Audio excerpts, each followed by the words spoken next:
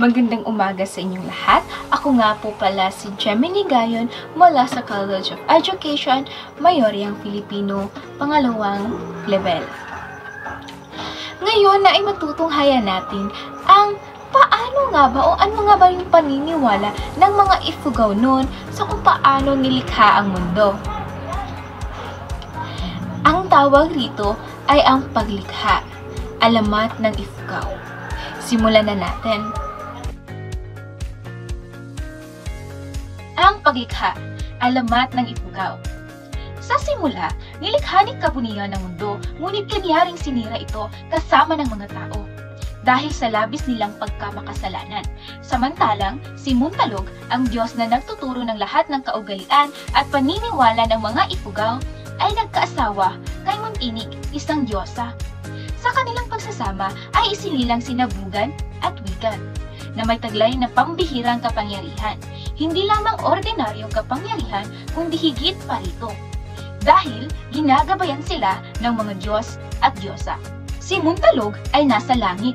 Dumungaw siya sa lupa at nakita ang kanyang dalawang anak ay walang damit, hubot-hubad. Kaya inuhulog niya ang mga tanim at iba pang mga punong kahoy na maging hibla nila. Sinabihan niya sina Bugan at Wigan na kukunin ang mga hibla at habiin upang maging damit. Isang bahag ang kay Wigan at tapis naman para kay Bugan. Sa simula, si Bugan ay humabi ng mga tela nang walang man kadesenyo-desenyo. Subalit, may mga nakita siyang magagandang kulay sa kanyang panag-inip. Mula sa kanyang panag-inip, kaya humabi siya ng mga bagong disenyo at may kulay na ito. Ito ngayon ang mga damit ng mga babae sa Ifugao. Samantala, si Wigan naman ay abala sa paghahanda sa kaingin upang gawing taniman ng palay. Pumili siya ng magagandang bato at malalaking bato upang maging tukod ng gagawin niyang hagdang lupa. Ito ngayon yung Banawe Rice Terraces. Masaya silang nagsama at hanggang nagkaroon sila ng una nilang supling. Isang araw, habang pinapasuso ni Bugan ang kanyang anak, ay naitapon nito ang kanyang gatas sa lupa. Nang biglang may tumubo sa natapunan ng gatas, isang magandang halaman na may masarap na bunga. Tinikman at kinain ni Wigan ang bunga ng halaman dala ng paniniwalang ito ang bunga ng gatas ni Bugan. Ang halaman na tinutukoy ay ang palay at ito ang kauna-unahang palay. Pagkatapos ng maraming taon, si Lidong, isang makapangyarihang nilalang, ay dumungaw rin sa mundo. Naghanap siya ng mapagpahingahan na lugar at napili niyang mamalagi sa tuktok ng bundok. Habang hinahagod ng tingin ang mundo, nakita niya si Wigan na abala sa paghahanda ng tanimang palay. Habang pinagmamasdan ni Lidong si Wigan, nasabi niya, "Oh, si Wigan ay naghahanda na naman ng isa pang taniman ng palay." Pagkatapos niyang mabigkas ito, biglang nakaramdam si Wigan ng pagod at pangamba at dali-dali itong umuwi sa bahay. Tinawag niya si Hinungbian at buong pagtatakang itinanong kung bakit na lamang siya naging balisa at pagod. Pagkatapos magbungkal ng lupa at magtanim ng palay. Ang sabi ni Hinungbian, mas makakabuting hanapin mo ang isa pang Diyos na magkapagsasabi kung ano at bakit ka nagkaganyan. Pagkatapos, pinuntahan naman niya si Kabunian at itinanong kung bakit na lamang siya nagkaramdam ng pagod pagkatapos magtanim ng palay. "Ikukonsulta ko ang iyong katanungan sa taong magbubukid," ang sagot ni Kabunian sa kanya. At natuklasan ni Kabunian na si Lidong pala ang nakakaalam ng nararamdaman ni Wigan. Nakita ka ni Lidong ang pagpapatuloy nito.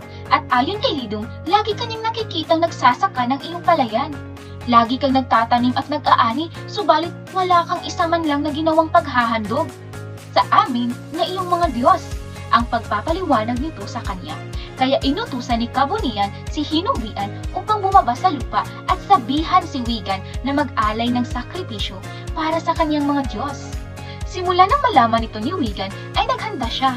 Tinawag niya ang kanyang mga kasamahan at sinabihang kailangan pagkatapos nilang magtrabaho ay maghahandog sila sa kanilang mga Diyos.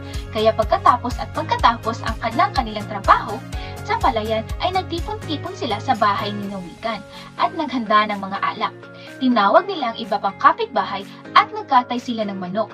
Isinagawa nila ang unang kanaw, kung saan sinunog nila ang mga manok na kinatay at ang usok at amoy nito ay umakyat sa itaas kung saan naroon sina Kabunian at Lidong. Bumaba ang dalawa sa lupa at tinanggap ang mga pag-aalay ni Nawigan at ang mga kasamahan nito. Mula noon, binasbasan palalo ni Lidong at Kabunian ang lupa at ang palayan ni Nawigan at ang mga kasama. Bago umalis ang dalawa, sinabi nila kay Wigan, kung sakaling ang inyong pananim ay hindi magiging maganda at masagana o kung ang inyong palayan ay masisira o kung lulusubi ng mga peste o uod, tawagin ninyo lamang kami sa ganitong paraan at kayo ay aming tutulungan. Ang sabay-sabay na sabi ni Lidong at Kabunian at bumalik na ito sa langit. Kaya pinananatili ng mga taga-Ifugao ang ganitong tradisyon hanggang sa kasalukuyan. At natapos na ang ating pagkukwento sa paniniwala ng mga taga-Ifugao kung paano nga ba nilikha ang mundo. Yun lamang po at sana'y meron kayong natutuhan sa aking pagkukwento.